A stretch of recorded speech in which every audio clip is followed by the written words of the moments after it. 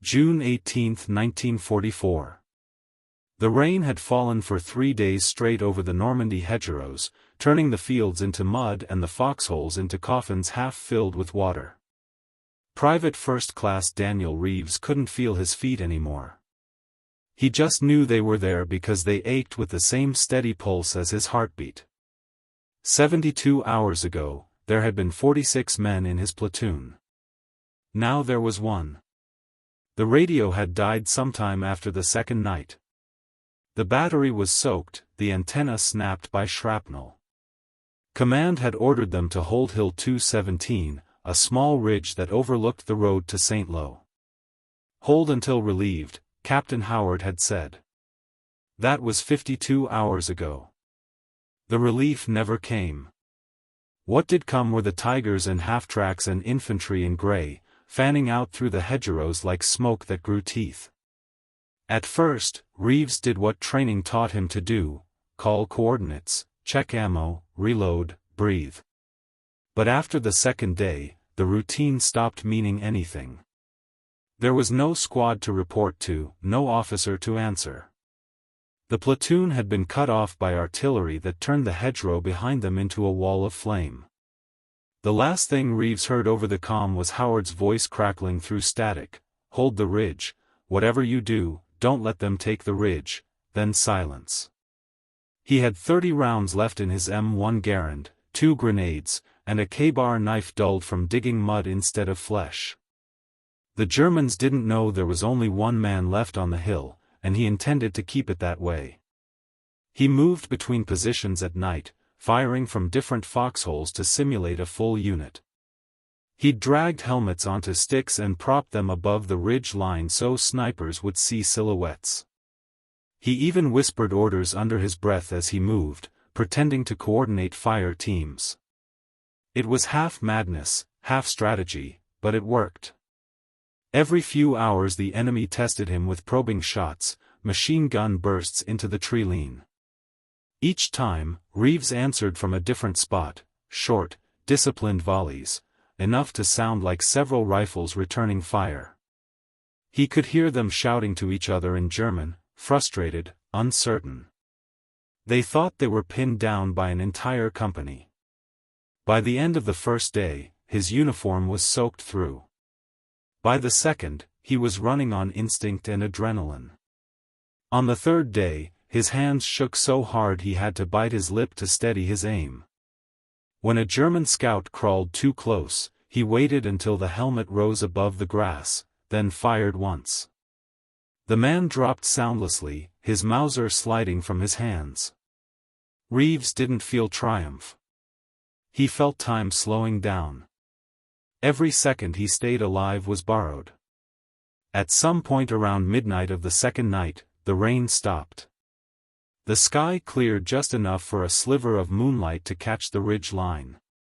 Reeves used that light to count his remaining ammunition. 17 rounds. He tore a page from his field manual and scribbled a note: holding position. Enemy strength unknown. If anyone finds this, tell my mother I didn't run. He folded the paper and tucked it inside a spent shell casing. The casing went into his helmet. A time capsule for whoever won the ridge. At 0400, he heard tracks clanking on the road below, armor. The sound vibrated through the ground, a low mechanical growl.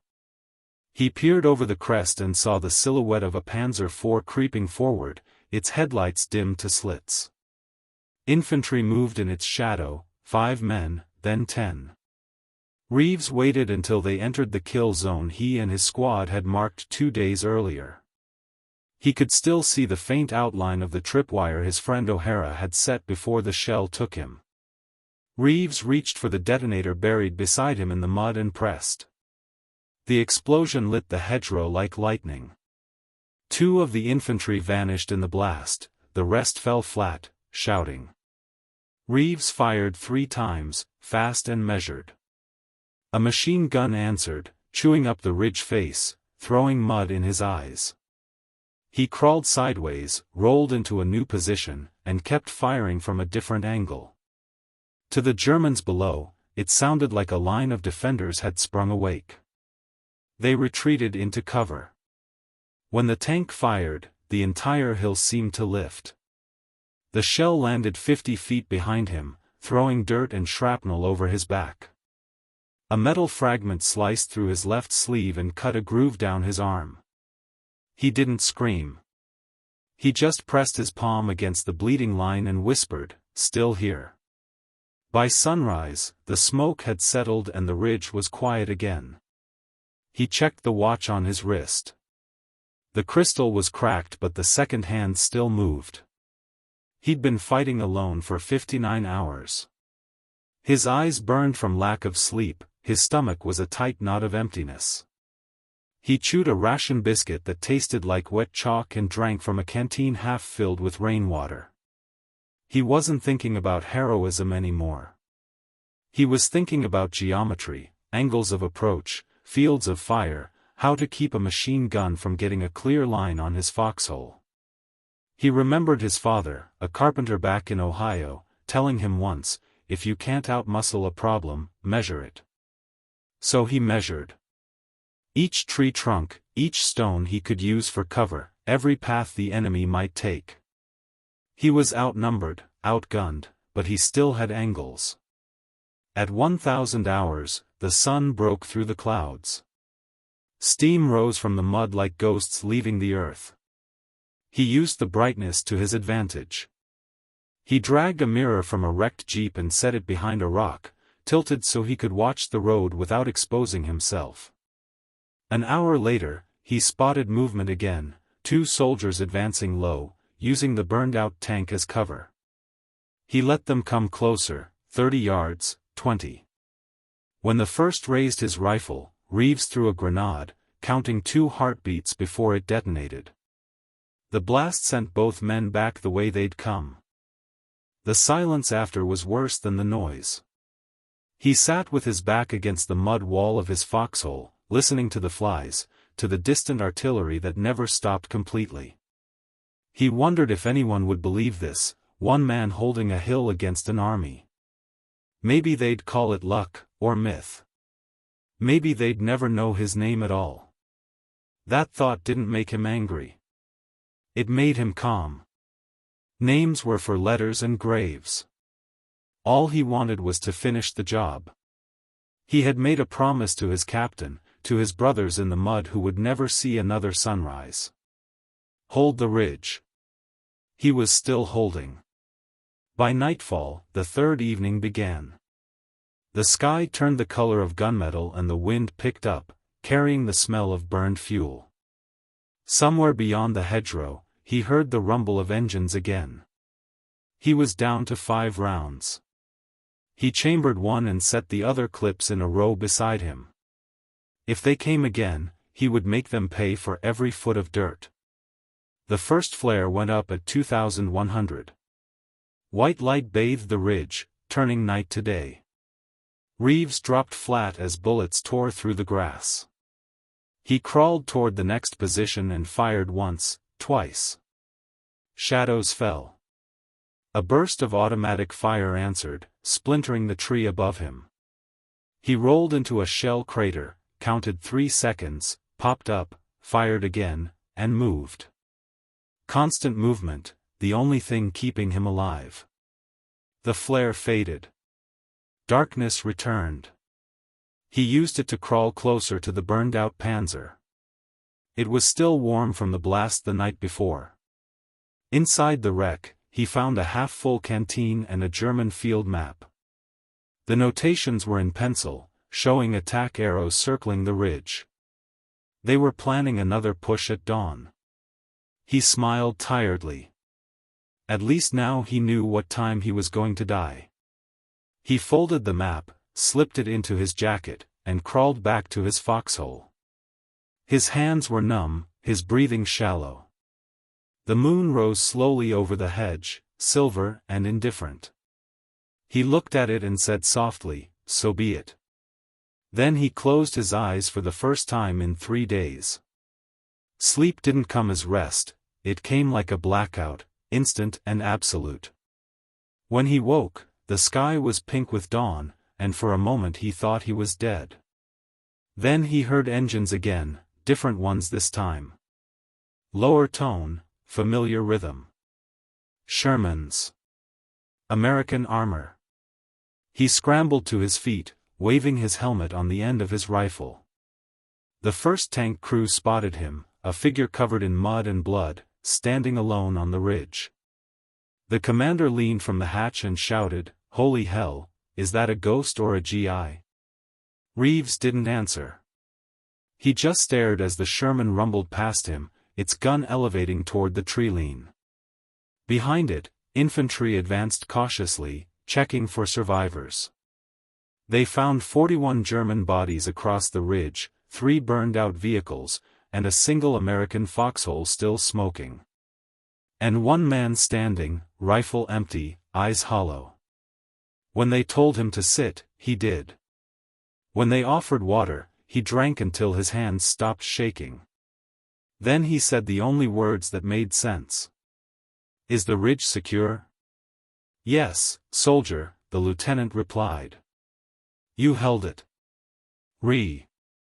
Reeves didn't hear the rest of what the lieutenant said. His vision tunneled, sound dropping into a slow underwater hum. 72 hours of adrenaline collapsed all at once. His legs gave way, and the next thing he knew, he was lying on a stretcher, staring up at the washed-out sky. Rain began again, soft at first, then heavier. The medic muttered something about shock and morphine, but Reeves's last clear thought before the world folded in was that the ridge finally smelled clean again, like wet grass instead of gunpowder. When he woke, he was in a field hospital 10 miles behind the line. Canvas roof, flickering lanterns, rows of cots that looked endless. His arm was bandaged, ribs taped. Someone had shaved the mud from his face, but his eyes were still rimmed red from sleeplessness. A nurse with a tired smile pressed a cup of water to his lips. "You're lucky, soldier. They say you held a whole hill by yourself." Reeves tried to smile back, but the muscles in his face didn't remember how. "How long was I out there?"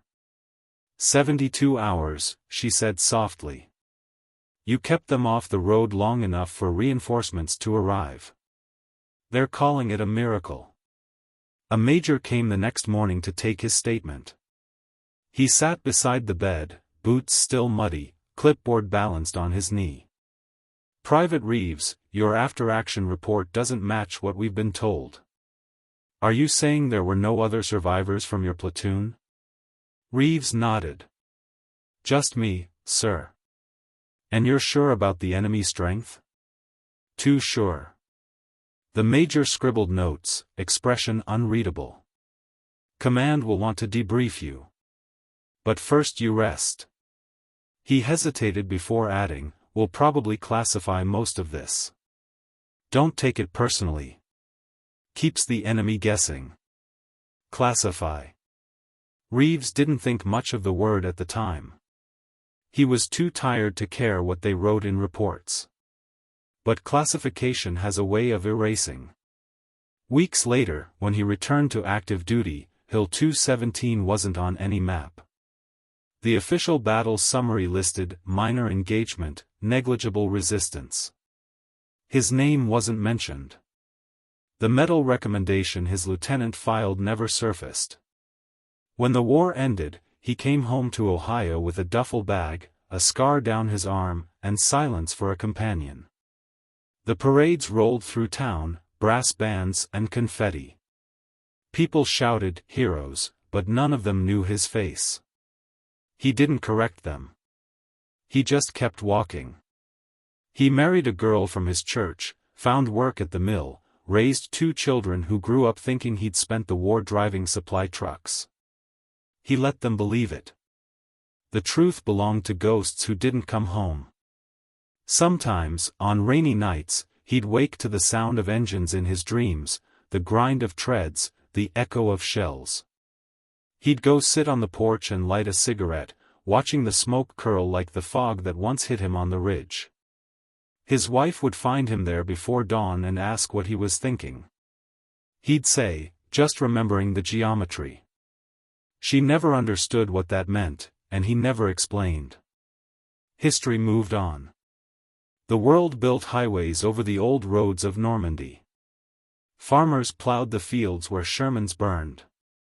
And somewhere beneath that soil, a rusted helmet still held a folded scrap of paper inside a spent shell casing. "Tell my mother I didn't run." Decades later, in 1987, a French historian named Louis Delacroix stumbled across an unmarked site near Saint-Lô while cataloging wartime wrecks. 3 destroyed tanks, German uniforms, scattered American casings, and a single foxhole that seemed larger, reinforced with timber and sandbags. Inside, he found that helmet. The note was faded but legible. Delacroix traced the unit insignia, dug through declassified archives, and found the after-action report stamped "restricted." It mentioned one unidentified soldier believed to have delayed enemy armor for approximately 3 days. No name, no commendation. Just a line item between supply losses and weather conditions. He wrote to the U.S. Army Archives, then to veterans associations. Months passed before a thin file arrived. Reeves, Daniel H., PFC, 29th Infantry Division. Reported missing June 1944. Returned to duty July 1944. No decorations listed. Delacroix flew to Ohio the next spring. He found Reeves in a small house at the edge of town, white-haired now, tending his garden. The historian introduced himself, explained why he'd come, showed him the note sealed in plastic. Reeves stared at it for a long time, fingers trembling. "I thought that was gone forever," he said. "I found it where you left it," Delacroix replied. "Hill 217. You were alone there, weren't you?" Reeves nodded once. "Until the end." They sat on the porch for hours, talking quietly. Reeves told him about the rain, the mirror, the tripwire, the way the tank's shell had missed by yards that felt like inches. He didn't speak like a hero. He spoke like an engineer describing a bridge that somehow didn't collapse. When Delacroix returned to France, he published an article titled "The Man Who Held the Ridge." It appeared in a small historical journal, then was picked up by a larger magazine. Letters poured in from veterans who remembered rumors of the ghost on 217. Within a year, the U.S. Army contacted Reeves, requesting his presence at a ceremony in Washington. He almost declined. But his daughter insisted, saying, "Dad, you kept it quiet long enough." So, he went. The medal they gave him wasn't heavy, but the memory was. On the podium, under bright lights and cameras, Reeves looked uncomfortable. The citation called his action "extraordinary courage and tactical ingenuity under extreme conditions." The audience applauded. He only said, "I did what anyone would have done if they'd been the last one left." Afterward, a reporter asked him what he remembered most from those 72 hours. Reeves thought for a long moment, then answered, "The silence after the last shot. It was so quiet I could hear my heart. I realized then that surviving isn't winning. It's just not losing yet." The story ran for a week in newspapers, then faded, as stories do. Reeves returned home. The medal hung on a nail beside his workbench, where it gathered dust between tools and oil cans. He didn't need anyone to remember, he just didn't want the truth buried again. Years later, after he passed, his grandson found a box in the attic filled with old photos, a rusted dog tag, and a map of Normandy with one hill circled in pencil. On the back, Reeves had written, "If you ever visit France, find this place. Tell them it was held." The grandson did. He stood on Hill 217, now overgrown with wildflowers, and placed a small American flag in the soil. Locals told him that sometimes at night, veterans claimed to hear single rifle shots echo from the ridge, followed by silence. The kind of silence that isn't absence but memory. Today, the official records list Hill 217 as a strategic delay engagement. They still don't name the soldier who held it. Bureaucracies lose things, time erases paper. But stories travel differently. They pass through voices, through late-night retellings, through one historian who refused to let a note rot in the ground. Somewhere, maybe in a museum someday, that helmet will rest behind glass, the faded paper beside it. Visitors will lean close to read the scrawled line and feel a flicker of something between awe and grief. They won't know the sound of rain on the ridge, or how heavy silence can be when you're the last one left. But they'll know someone stood there, alone, awake, unbroken. And perhaps that's enough. Because history doesn't always erase by malice, sometimes it just forgets the names that were too quiet to shout. Reeves never shouted. He measured. He endured. He outthought the odds. And for 72 hours in the summer of 1944, one exhausted soldier rewrote the math of courage, proving that even when the world forgets your name, the ridge you held will always remember your footsteps.